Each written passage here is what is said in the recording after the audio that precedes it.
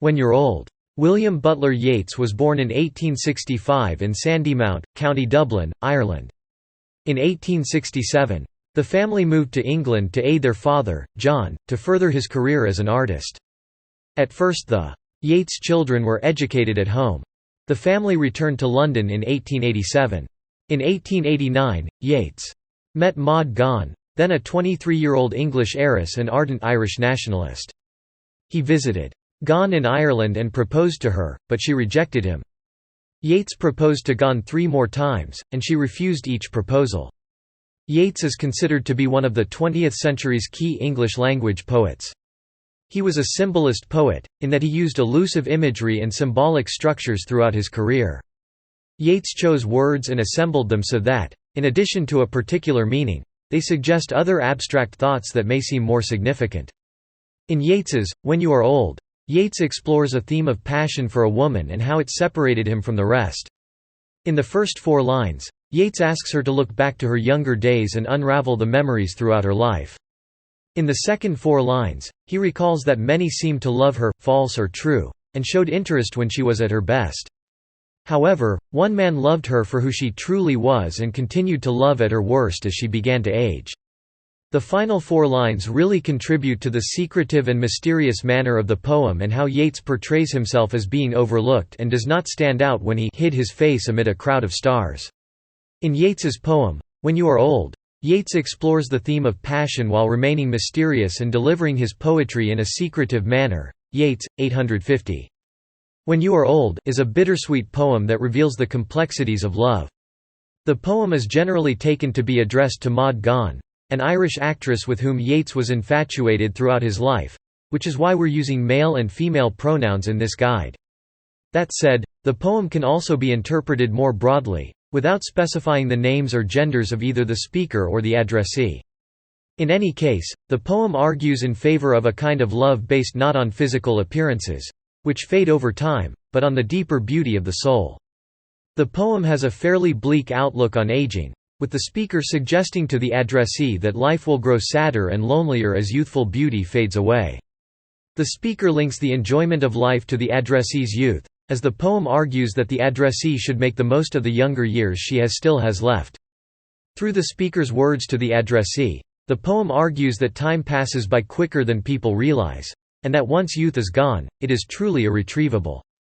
The poem begins with a restatement of its title with the line, "When you are old and grey and full of sleep," setting up what follows as direct communication between the speaker and an unnamed addressee. This addressee is usually taken to be Irish nationalist and actress Maud Gonne, but the poem works equally well with a more general interpretation.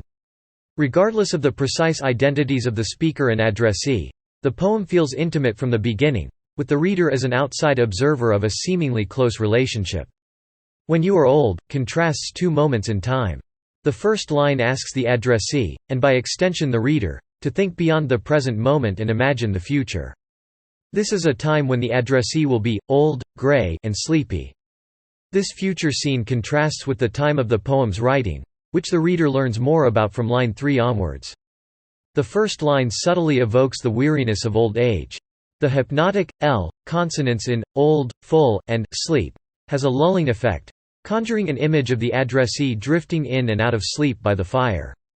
The repeated use of and, which is developed into more extensive polysyndeton later in the poem, has a similar effect.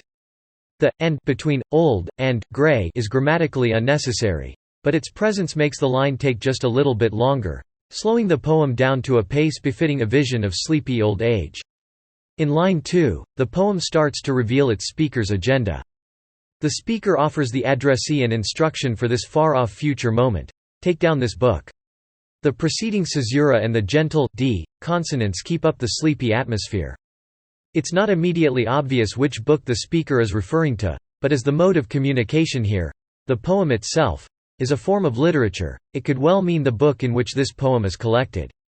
This interpretation would support the idea that this poem is, on at least one level, about the complicated relationship between Yeats himself and his muse, Maud Gonne. Regardless, the speaker feels that this specific book will, in the future, tell the addressee something about her life, particularly with regard to the contrast between the poem's present and the future it projects. Line 3 bis 4. And slowly read, and dream of the soft look your eyes had once, and of their shadows deep. Line 3 continues the instruction from the end of line 2, using imperative verbs. Here, the speaker asks the addressee to read this book, slowly, still in the imagined future where the addressee has reached old age. The mention of slowness reinforces the sleepy scenario of the first 2 lines, further emphasizing the limitations of old age. After the caesura that follows, read, in line 3, which slows the line down even more, the poem begins its comparison of 2 moments in time, the poem's present and the imagined future it describes. The speaker describes the addressee's eyes, characterizing them as soft-looking and with deep shadows. These images suggest a kind of youthful surface beauty combined with intellectual depth. If the poem is about Maud Gonne, this would make sense. She was both fervently political and strikingly beautiful. However, line 4 is not quite the compliment that it might seem at first.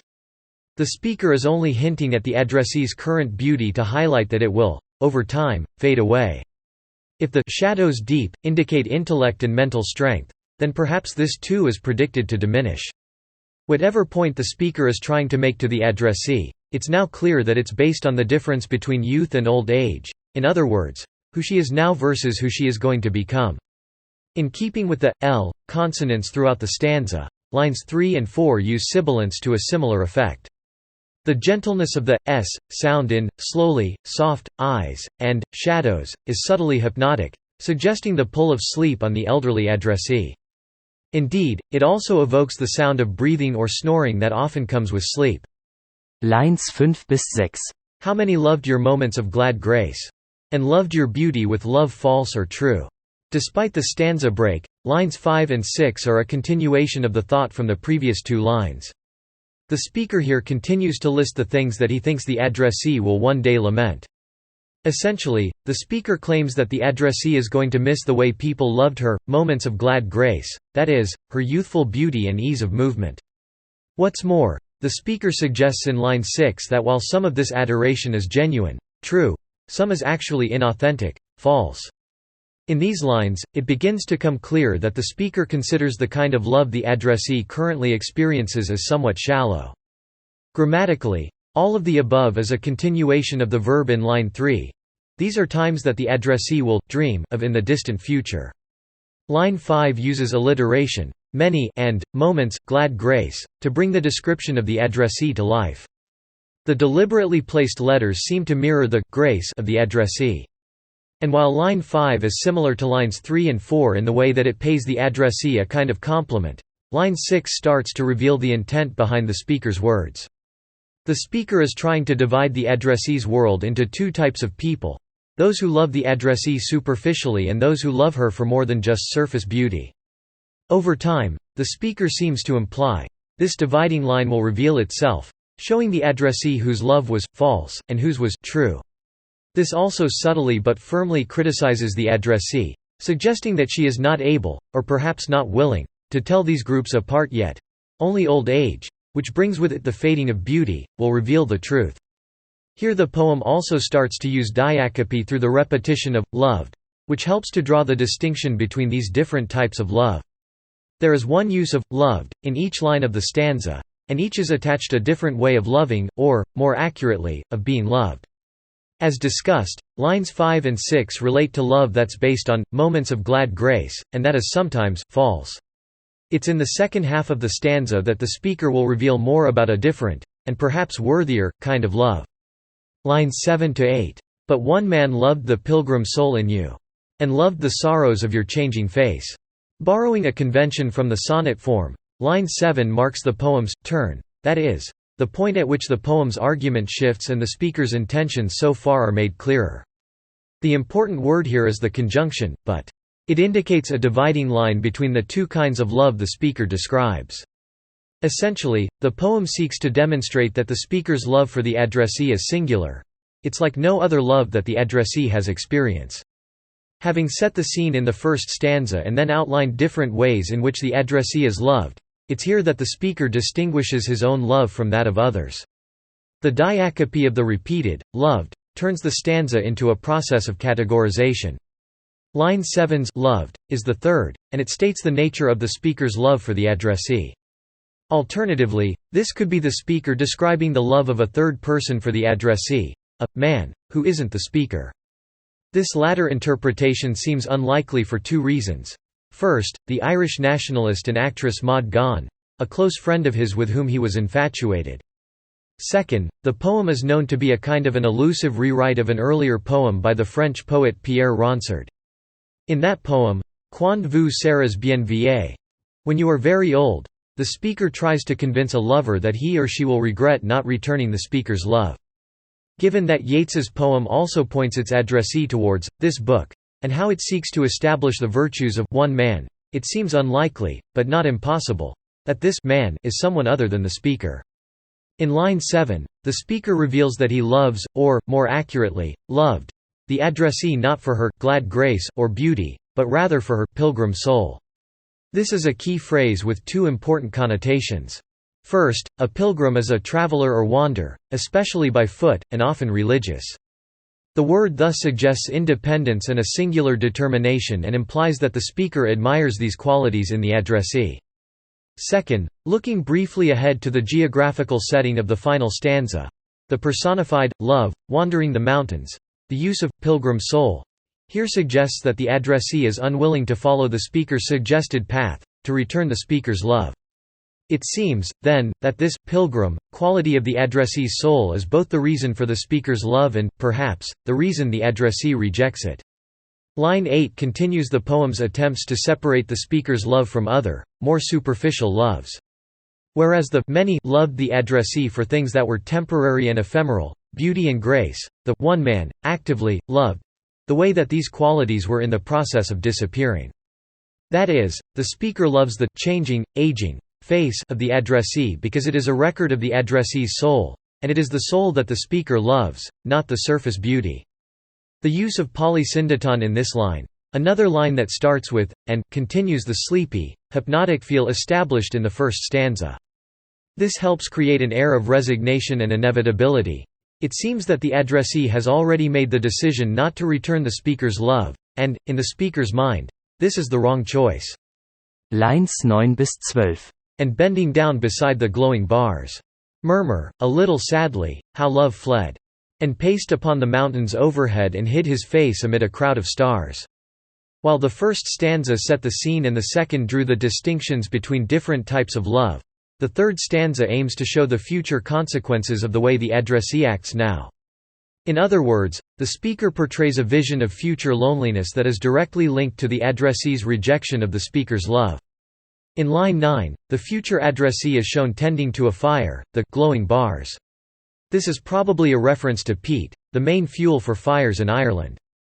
The L sound has already been associated with sleep and tiredness in the first stanza, and it returns in lines 9 and 10 to reinforce this point. In line 10, the addressee is imagined to murmur as she tends to the fire.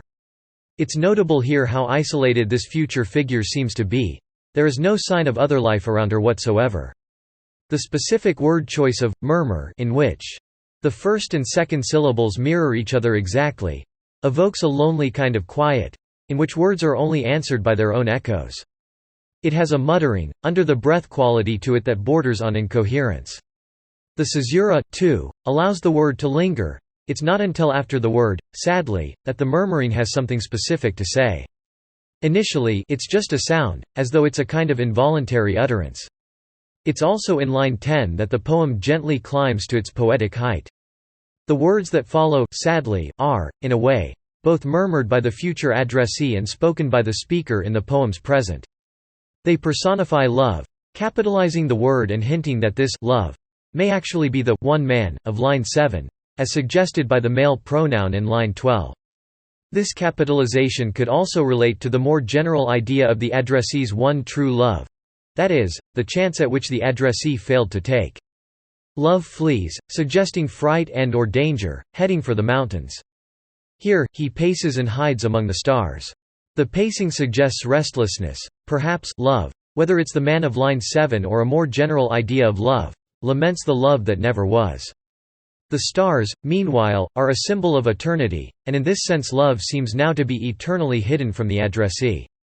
This suggestion of eternity could also have something in common with the book of line 2. It's possible that the speaker is predicting the poem will outlive the addressee.